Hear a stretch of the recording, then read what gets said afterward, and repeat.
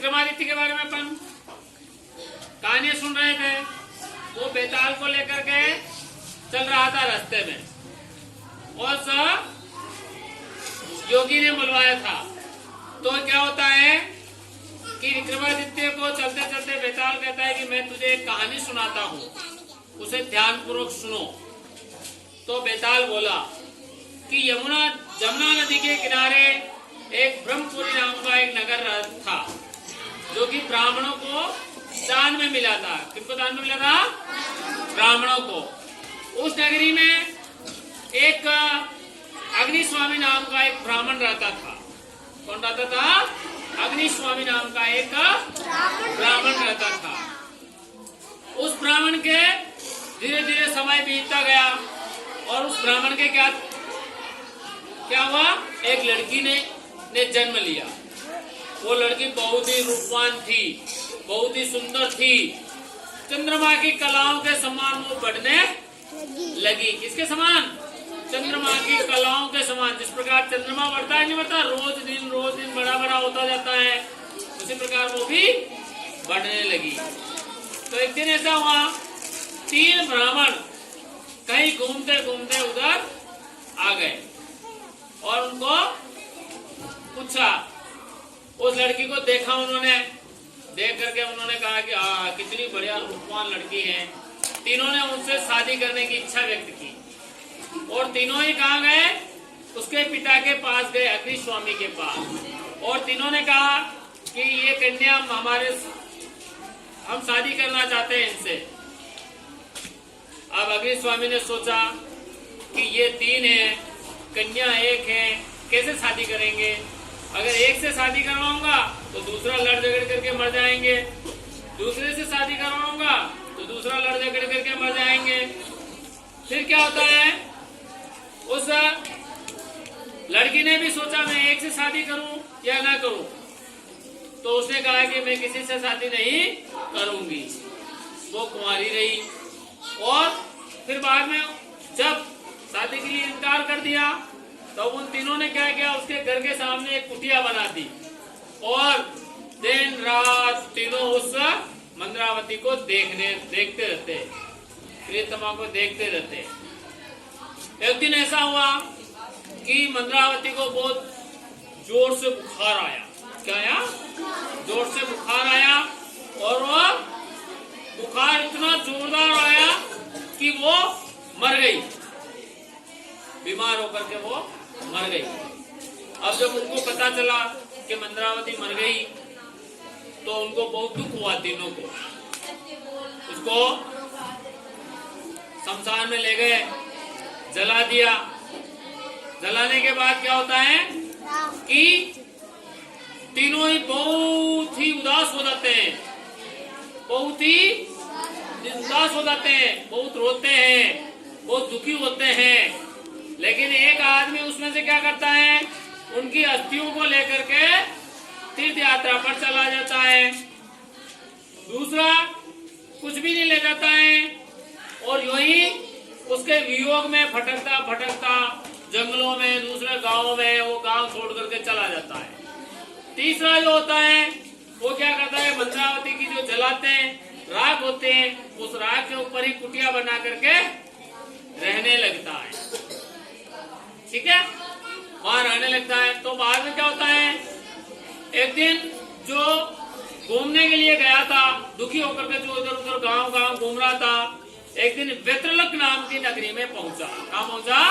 वेत्रलक नाम की नगरी में पहुंचा। वहां पर पहुंच करके एक ब्राह्मण के घर गया। उसे भूख लग रही थी, ब्राह्मण के घर गया वो।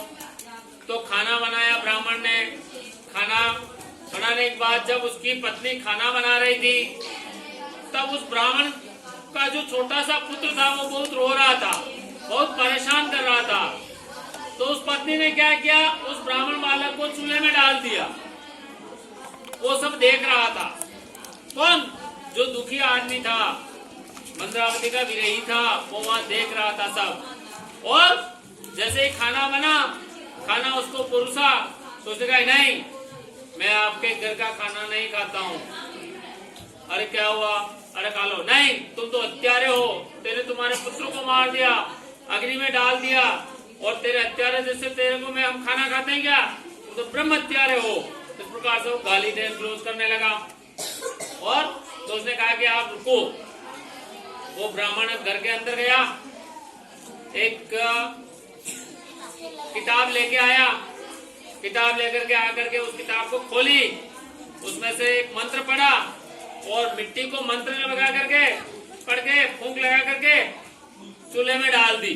चूल्हे में से वापस पुत्र आ गया, अग्नि में से वापस पुत्र निकल गया, पहले से भी अच्छा कीर्तिमान साफ सुथरा था। और ये सब वो देख रहा था। उसने खाना खाया, खाना खाने के बाद उसको रात भर नींद नहीं आई। उसने पूछा ये क्या है, तो उसने कहा ये ऐसा है, अगर कोई भी आदमी इस किताब के अंदर लिखा हुआ मंत्र पढ़ करके जो जल गया है आदमी उसकी राख के ऊपर डालता है तो वो वापस जीवित होकर के निकल जाता है। अब उसको रात भर नींद नहीं आवे। उसने क्या सोचा, सब सो गए वो, और आधी रात हुई, वो थैला लेकर के किताब लेकर के निकल पड़ा, और रात को ही चलते चलते चलते चलते जहां ब्रह्मपुरी नाम की नगरी थी वहां पर आ गया। आकर के उसने उस जो कुटिया बना करके सोया हुआ आदमी था उसको कहा दूर रहे, कुटिया को तोड़। उसने कहा नहीं, कुटिया में नहीं हटा सकता, और तू हटा इस कुटिया को। फिर उसने उस कुटिया को हटाई, वो वहां बैठा, बैठ करके उसने मंत्र पढ़ा, मंत्र पढ़ करके थोड़ी सी मिट्टी में मंत्र से फूंक मारी, फूंक मार करके उस मिट्टी को उसमें राख में डाल दी, तो उसमें से वापस मंद्रावती नाम की कन्या आ गई। पहले से भी सुंदर हो गई, कुंदन के समान चमकदार हो गई।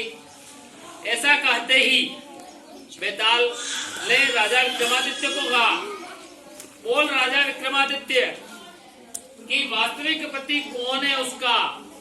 ऐसा कहते ही और बेताल ने कहा कि अगर तू जानता है, जानते हुए भी तू नहीं बताएगा तो तेरे सिर के 100 टुकड़े हो जाएंगे, जो कि मैं पहले ही कह चुका हूं तेरे को। अब राजा विक्रमादित्य थोड़ी देर तो चुप रहा और बेताल चुप हो गया। विक्रमादित्य भी मौन धारण कर रखा था, लेकिन उसने अपनी मौन को तोड़ दिया और उसने उत्तर दिया, तो आप बताओ उसका वास्तविक पति कौन है।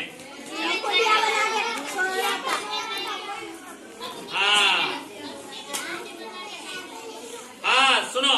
तो राजा विक्रमादित्य ने कहा, सुन बेताल, इसमें कौन सी बात है, छोटा सा उत्तर है कि जो कुटिया बना करके सो रहा था वही उसका वास्तविक पति है। तो उसने कहा कि ये कैसे हो सकता है, ये कैसे हो सकता है। बेताल ने कहा कि ऐसे हो सकता है कि जो अस्थियां लेकर के तीर्थ स्नान करने के लिए गया, तीर्थों में गया, वो तो उसका पुत्र हो गया, क्योंकि पुत्र ही अस्थियों को ले जाता है।